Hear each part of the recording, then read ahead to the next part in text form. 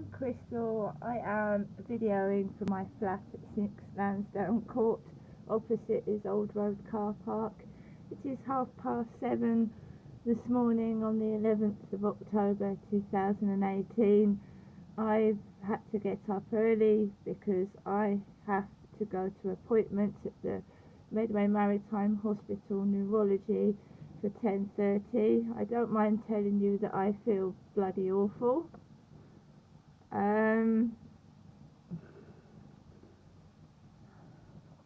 Sit down.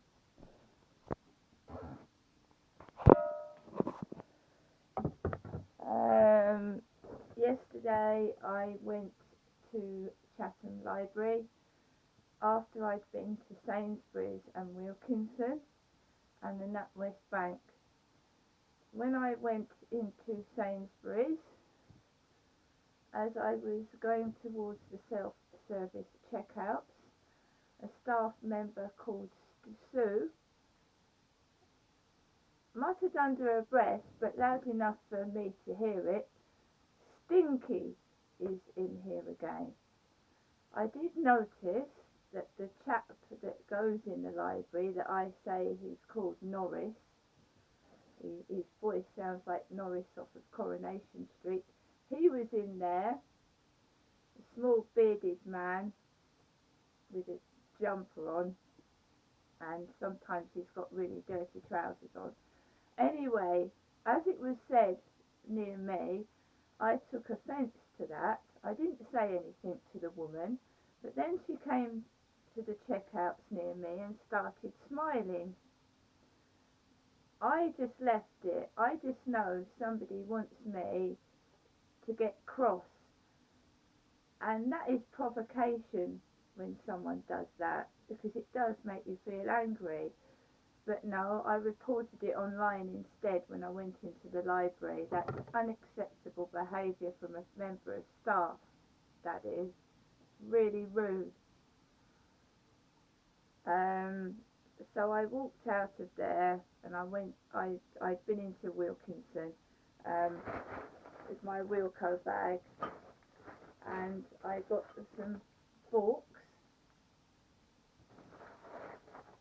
and I was served by Harpreet. Normally nobody bothers to wrap my things in paper or tissue paper. It's the fact that I said, oh, I'll wrap those, I'll keep those separate, I'll wrap them in something else, that I was offered newspaper. Normally nobody bothers, they just hand me my cups and things and that's it. I got a black bowl, it's Halloween soon, and she wrapped it in newspaper. And the newspaper is the Daily Mail, Monday, October the 8th, 2018. Need to unlock cash from your home? Call us for a free equity release guide as seen on TV. Aviva. Do-it-yourself conservatory kits, DIY. And the police turned blind eye to 1 million crimes, which I'm not surprised about. And I got a black cup to go with the bowl.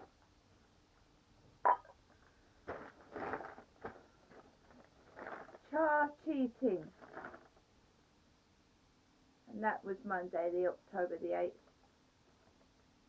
Me star as Jessica Rabbit. It made my legs go to jelly, by Kate Silverton.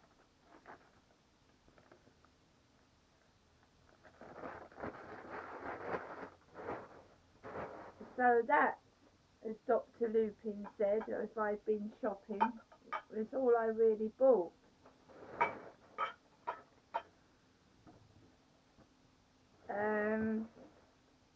When I went into the library from that stinky thing that was said, a big lady came and sat next to me and started putting newspaper down on the seat of her chair to sit on. I don't know who had sat there because it was empty when I came in the library, and I don't know who was sat in that seat, but she proceeded to sit on newspaper.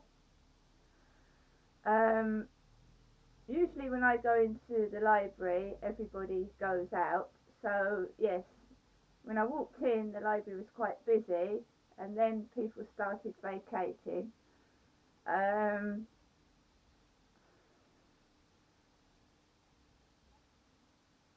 Which is, I don't care, because the more quiet it is, the better. So if people want to go, they want to go. Um, I'm just finding this bullying is coming to an unacceptable point. Um, when people in shops, staff members, and adults in jobs, government jobs, are calling people stinky, and they're acting like children and laughing, it's getting to a point where I'm not going to accept it. I'm going to actually say something. I don't know what this is, but when you go to school, you're taught to be polite to people. This world is so nasty. It really is. It's really horrible. So I potted around on the computer, went into all poetry, wrote a poem, did what I normally do, upload videos, upload photographs, got on with my own business, ignoring what was going on behind me. And then I had an appointment at the dentist for 3:45. It's the height of when the school children are coming out again. Walked into Dr. Lupin's. The place was packed. There was queues to the desk. Crystal sat down. There was kids in there, and the music was playing. I can't sing properly. All I know that the singer sounded like my son David, and it was young blood. No, like you know, you want me out of your life. I'm just a dead man walking tonight. That one.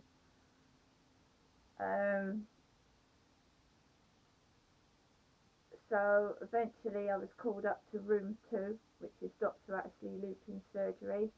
There was a woman with a grey bob in there before me. He was talking nicely to her. See you again.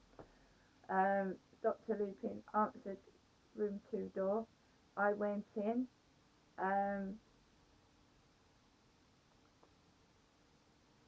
Sat down on the chair, and he spent 4 or 5 minutes going through the notes on the computer about what that lady had written about my infected tooth.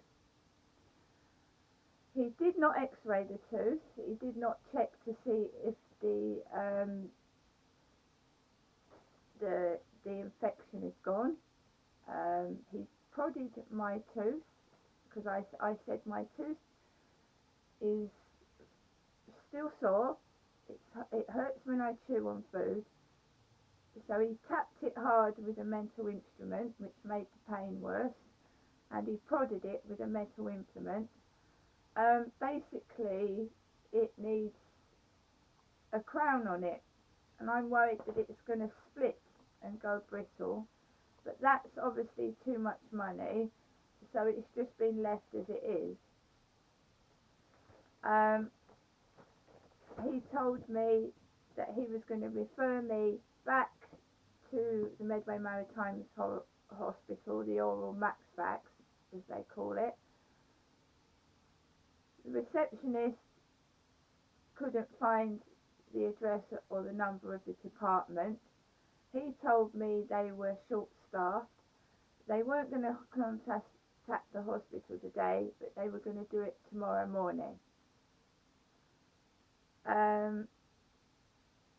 I mentioned my sinuses because he'd taken a tooth out near my sinuses. He said, well, there's no pathology there. I don't understand what that means. He said sinuses could be causing teeth pain at the bottom. so he's referring me back to the hospital. I've got a nasty taste in my mouth, like something is pussy. I came back home and immediately I get into my flat, my eyes start watering and I start talking gibberish. So obviously someone was smoking the weed again. So I spent all night with my eyes streaming and feeling sick. I eventually went to bed knowing that I've got to get up this morning to go to the hospital, and I feel rotten right now. I've got my Irish coffee flavoured milkshake to drink and my banana,